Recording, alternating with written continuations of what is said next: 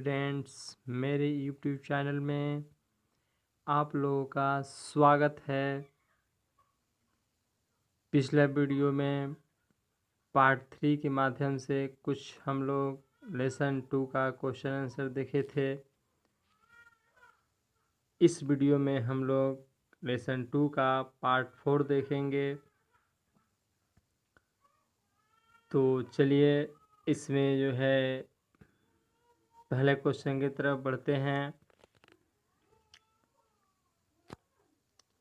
पहला क्वेश्चन कह रहा है, प्लास्टर ऑफ पेरिस का रासायनिक नाम एवं सूत्र लिखें तथा इसके बनाने की विधि को लिखें। ध्यान दीजिएगा स्टूडेंट्स, ये बहुत ही इम्पोर्टेंट क्वेश्चन है ये।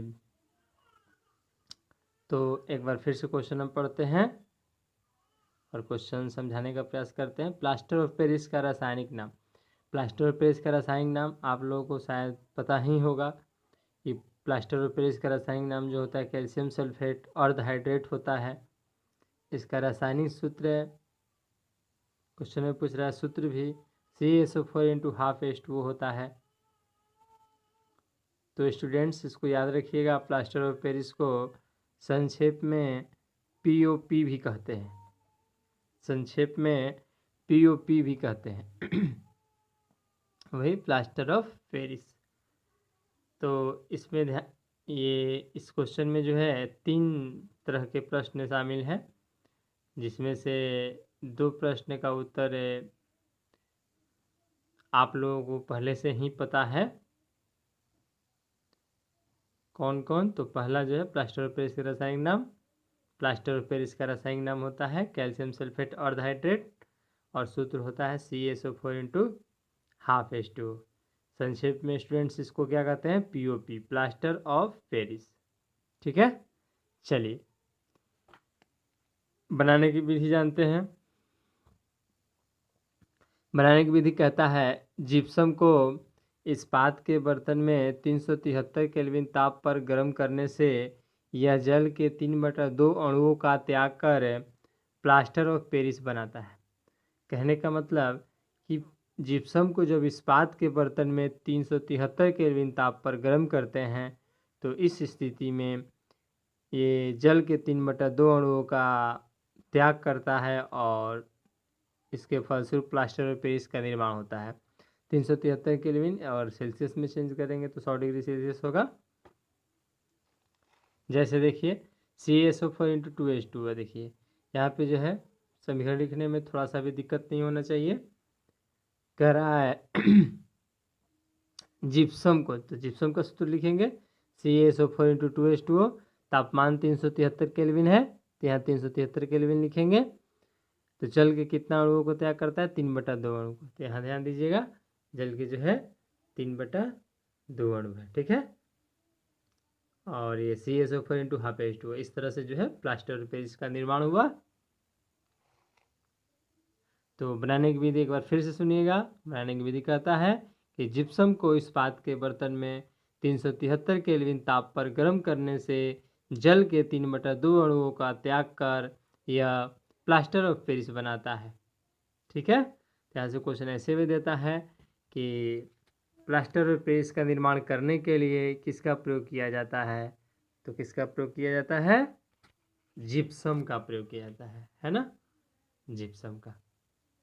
तो अब उम्मीद करते हैं आप लोगों को समीकरण लिखने में कोई परेशानी नहीं होगी, क्योंकि इसमें जिप्सम का प्रयोग होता है। तो जिप्सम का सूत्र हो गया, ये सूत्र तो पता ही है, CaSO4 इंटू 2H2O। तापमान हो गया 373 केल्विन। क्या किसके बनाने की विधि है? तो प्लास्टर ऑफ पेरिस के। प्लास्टर ऑफ पेरिस के, तो प्लास्टर ऑफ पेरिस के यहाँ सूत्र लिख देंगे। कितना त्याग करता है? 3/2 अणुओं का, तो 3/2 H2O हो गया। ठीक है, चलिए अगले क्वेश्चन की तरफ बढ़ते हैं। कह रहा है प्लास्टर ऑफ पेरिस के किन्हीं 2 गुणों को लिखिए। प्लास्टर ऑफ पेरिस के क्या क्या गुण होते हैं? प्लास्टर ऑफ पेरिस के 2 गुण निम्नलिखित है। चलिए तो इस प्लास्टर ऑफ पेरिस के गुण जानते हैं, इसके बाद हम लोग उपयोग जानेंगे, है ना। चलिए प्लास्टर ऑफ पेरिस, तो उम्मीद करते हैं आप लोग देखे भी होंगे। ये जब हाथ पैर टूटता है तो प्लास्टर करने के लिए इसी का प्रयोग किया जाता है। यह एक सफ़ेद चूर्ण होता है। कैसा होता है? सफ़ेद चूर्ण होता है। हाँ स्टूडेंट, इसको याद रखिएगा। माफ़ कीजिएगा, थोड़ा सा गला फंस गया है। यह एक सफ़ेद चूर्ण होता है। जैसे ही ये पानी के संपर्क में आता है तो तुरंत ये जम जाता है। तो इसका एक गुण हो गया कि यह सफ़ेद चूर्ण होता है। दूसरा हो गया, यह जल के साथ तेज़ी से अभिक्रिया करता है। देखिए बात आ गया कि जल से जब अभिक्रिया कराया जाता है तो ये तेज़ी से अभिक्रिया करता है और कठोर जिप्सम का निर्माण करता है ना। यानी जैसे ही जल के संपर्क में आता है प्लास्टर ऑफ पेरिस तो किसका निर्माण करता है, किस में बदल जाता है? जिप्सम में। चलिए प्लास्टर ऑफ पेरिस, अब अगले क्वेश्चन की तरफ बढ़ते हैं। प्लास्टर ऑफ पेरिस के उपयोग को लिखें। देखिए प्लास्टर ऑफ पेरिस का उपयोग किन किन रूपों में होता है? तो प्लास्टर ऑफ पेरिस के उपयोग, प्लास्टर ऑफ पेरिस के उपयोग, पहला शल्य चिकित्सा में टूटी हुई हड्डियों को सही जगह स्थिर करने में। यानी हड्डी जो टूट जाता है हाथ की या पैर की या शरीर के किसी भी अंग की, तो उसको सही जगह स्थिर करने में, सेट करने में, यानी प्लास्टर करने में प्लास्टर ऑफ पेरिस का प्रयोग होता है। दूसरा उपयोग खिड़कियों दरवाज़ों के छिद्रों को बंद करने में, खिड़कियों दरवाज़ों के छिद्रों को बंद करने में। तीसरा खिलौना बनाने में, सजावट के सामान में। चौथा हो गया, पांचवा मूर्तियों तथा इसके सांचे बनाने में, अग्निरोधक पदार्थ बनाने में। अग्निरोधक का मतलब जिसमें आग नहीं लगे, है ना। दीवारों को चिकना करने में। देखिए स्टूडेंट्स, दीवारों को चिकना करने में भी इसका प्रयोग किया जाता है। थोड़ा ये महंगा आता है इसलिए बहुत कम लोग ही इसका उपयोग करते हैं। तो इस तरह से प्लास्टर ऑफ पेरिस का जो है हम लोग उपयोग जाने, 7 उपयोग। तो एक बार फिर से सुनने का प्रयास कीजिएगा ध्यान से। प्लास्टर ऑफ पेरिस का उपयोग किन किन रूपों में होता है? तो शल्य चिकित्सा में टूटी हड्डियों को सही जगह स्थिर करने में, खिड़कियों दरवाजों के छिद्रों को बंद करने में, खिलौना बनाने में, सजावट के सामान में, मूर्तियों तथा इसके सांचे बनाने में, अग्निरोधक पदार्थ बनाने में, दीवारों को चिकना करने में। तो ऐसे याद रहेगा, कम से कम दो भी याद रखिएगा तो 2 नंबर के लिए चल सकता है। तो दीवारों को चिकना करने में, अग्निरोधक पदार्थ बनाने में, हो गया सजावट के सामान में, खिलौना में। चलिए तो अगले क्वेश्चन की तरफ बढ़ते हैं। कहता है, ये देखिए इंपॉर्टेंट है, आईसीसी, पीतल एवं तांबे के बर्तनों में दही एवं खट्टे पदार्थ क्यों नहीं रखने चाहिए? पीतल एवं तांबे के बर्तनों में दही एवं खट्टे पदार्थ क्यों नहीं रखने चाहिए? यानी कि क्वेश्चन कह रहा है यह पीतल के बर्तन है या तांबा के बर्तन, तो इसमें दही या कोई खट्टा पदार्थ नहीं रखना चाहिए, ऐसा क्यों? तो देखिए स्टूडेंट्स, हम लोग जानते हैं कि दही एवं खट्टे पदार्थों में क्या पाया जाता है? अम्ल होता है, अम्ल पाया जाता है। और अम्ल जब धातु से क्रिया करती है तो लवण एवं हाइड्रोजन गैस प्रदान करती है। अम्ल जब धातु से क्रिया करती है तो लवण और हाइड्रोजन गैस प्रदान करती है। तो इसलिए ये जो है खाने योग्य नहीं रहता है। जिससे पदार्थ खाने योग्य नहीं रहता है। चूँकि पीतल यानी कि तांबा और जस्ता का मिश्रण होता है, धातुओं का मिश्रण होता है, इसलिए पीतल एवं तांबे के बर्तनों में दही एवं खट्टे पदार्थ नहीं रखने चाहिए। खट्टे पदार्थों से बर्तन संक्षारित भी हो जाता है। अब जरा सोचिए कि बर्तन जब संक्षारित हो जाएगा, उसमें चींटी लग जाएगा, जंग लग जाएगा, तो वैसे स्थिति में उसमें कोई खाद्य पदार्थ रखा हुआ रहेगा, खाने वाला पदार्थ, तो क्या जब हम खाएंगे तो लाभदायक होगा? नहीं होगा, नुकसानदेह होगा। तो इसलिए ये सलाह दिया जाता है कि पीतल का बर्तन हो या तांबे का बर्तन हो, उसमें जो है खट्टा पदार्थ या दही नहीं रखना चाहिए। तो एक बार फिर से इस क्वेश्चन का आंसर सुनने का प्रयास कीजिएगा। यहाँ देखिए क्वेश्चन हम लोगों का था पीतल एवं तांबे के बर्तनों में दही एवं खट्टे पदार्थ क्यों नहीं रखने चाहिए? तो इसमें याद रखिएगा कि चूँकि हम जानते हैं कि दही एवं खट्टे पदार्थों में अम्ल होता है और अम्ल धातु से क्रिया करके लवण एवं हाइड्रोजन गैस प्रदान करती है, लवण एवं हाइड्रोजन गैस प्रदान करती है, जिससे पदार्थ खाने योग्य नहीं रहता है।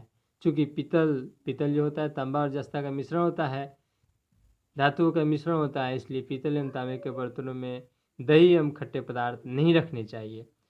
और खट्टे पदार्थ से बर्तन क्या हो जाता है? संक्षारित हो जाता है।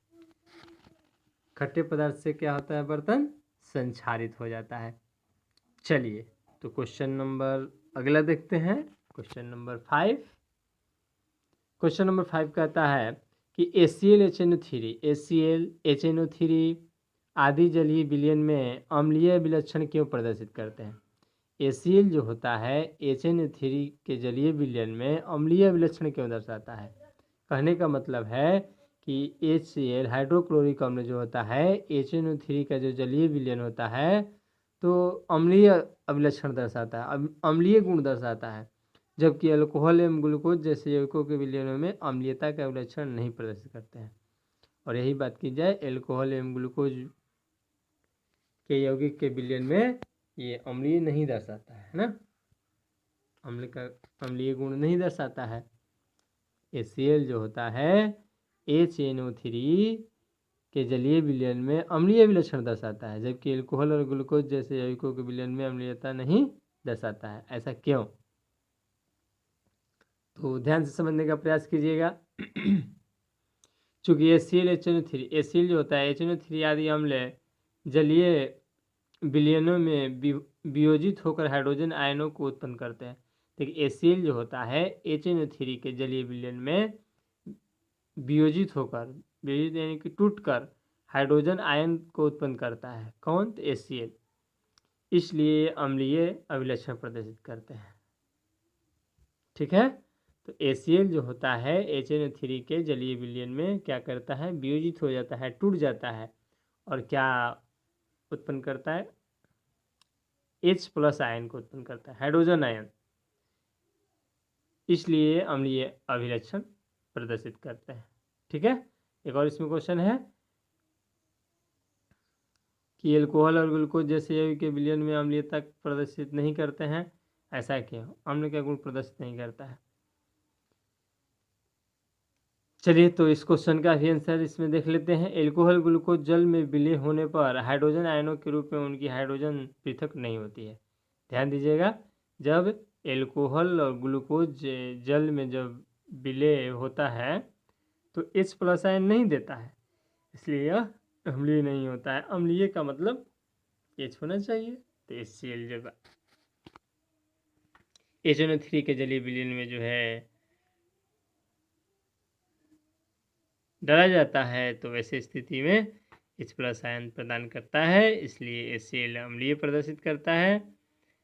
और जबकि अल्कोहल ग्लूकोज ये विलय होने पर, अल्कोहल ग्लूकोज जल में विलय होने पर हाइड्रोजन आयन के रूप में उनकी हाइड्रोजन पृथक नहीं होती है। मतलब पृथक मतलब अलग, अर्थात ये जल में घुलकर हाइड्रोजन आयन नहीं बनाते हैं। देखिए यहाँ पे है, अर्थात ये जल में घुलकर हाइड्रोजन आयन नहीं बनाते हैं,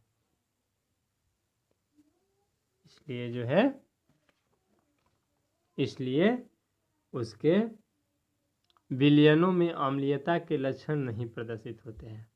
ठीक है, तो ये बात समझ में आ गया कि HCl जो होता है HNO3 के जलीय विलयन में H+ आयन देता है, इसलिए वियोजित होकर H+ आयन देता है, इसलिए अम्लीय प्रदर्शित करता है।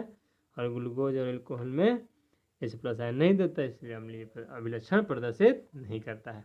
चलिए क्वेश्चन नंबर अगला देखते हैं, 6। ये भी देखिए इंपॉर्टेंट है। अम्ल का जलीय विलयन क्यों विद्युत का चालन करता है? अम्ल का जलीय विलयन क्यों विद्युत का चालन करता है? अम्ल जो होता है इसका जलीय विलयन विद्युत का चालन क्यों करता है, प्रभावित क्यों करता है? चलिए तो जानते हैं इसका आंसर। चूँकि हम जानते हैं कि अम्ल जल में घुलकर आयनों का निर्माण करता है, चूँकि हम जानते हैं कि अम्ल जो है जल में घुलकर आयनों का निर्माण करता है, इसलिए अम्ल का जलीय विलयन विद्युत का चालन करता है। इसलिए जो है अम्ल का जलीय विलयन विद्युत का चालन करता है। बहुत ही सिंपल आंसर है। फिर से एक बार सुनने का प्रयास कीजिएगा। अम्ल का जलीय विलयन क्यों विद्युत का चालन करता है? तो चूंकि हम जानते हैं कि अम्ल जल में घुलकर आयनों का निर्माण करता है, इसलिए अम्ल जलीय विलयन अम्ल का जलीय विलयन विद्युत का चालन करता है। जैसे HCl बराबर H+Cl-, यहाँ एक प्लस क्यों आया है, चूँकि हाइड्रोजन की संयोजकता 1 होती है। Cl के ऊपर माइनस क्यों आया है, चूँकि क्लोरीन की संयोजकता 1 होती है। H2SO4, यहाँ H के पहले 2 आया है, यानी 2 H है। SO4 सल्फेट की संयोजकता 2 होती है। तो इस तरह से अम्ल का जलीय विलयन विद्युत का चालन करता है। तो उम्मीद करते हैं कि ये वीडियो आप लोगों को बहुत अच्छा से समझ में आया होगा, अच्छा लगा होगा। तो इस वीडियो को लाइक कीजिए, सब्सक्राइब कीजिए और अपने दोस्तों के साथ शेयर कीजिए, ताकि आप लोगों के दोस्त भी इस पढ़ाई का लाभ उठा सकें। Thank you.